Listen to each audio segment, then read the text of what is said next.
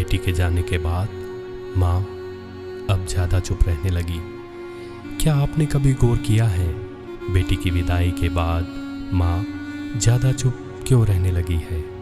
बेटी चली जाती है एक नए संसार में, पर माँ उसी पुराने घर में हर दिन उसे दोबारा जीती है, खामोशी में।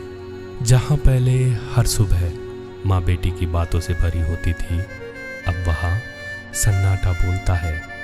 माँ अब कम कहती है, क्योंकि जो सुनने वाली थी वो अब दूर है।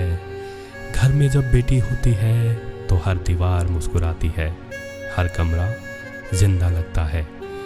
पर जब वो ससुराल जाती है तो माँ के पास सिर्फ यादें रह जाती है और एक अजीब सी चुप्पी।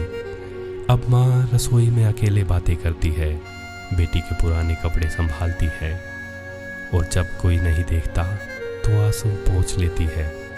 बेटी को कॉल करती है पर ज़्यादा बात नहीं करती, बस इतना सुन लेती है कि मैं ठीक हूँ माँ, और फिर फ़ोन रख देती है। वो जानती है अब बेटी का समय नहीं है, अब उसकी अलग दुनिया है।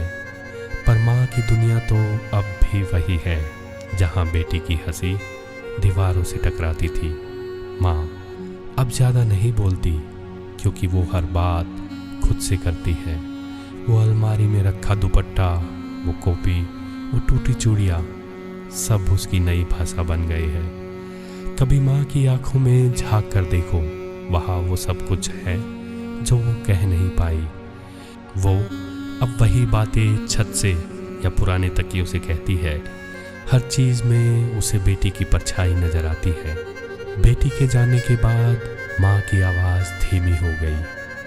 अब वो कम बोलती है और ज़्यादा सोचती है। उसके चेहरे पर वो पुरानी रौनक नहीं, पर आँखों में अब भी वही ममता है।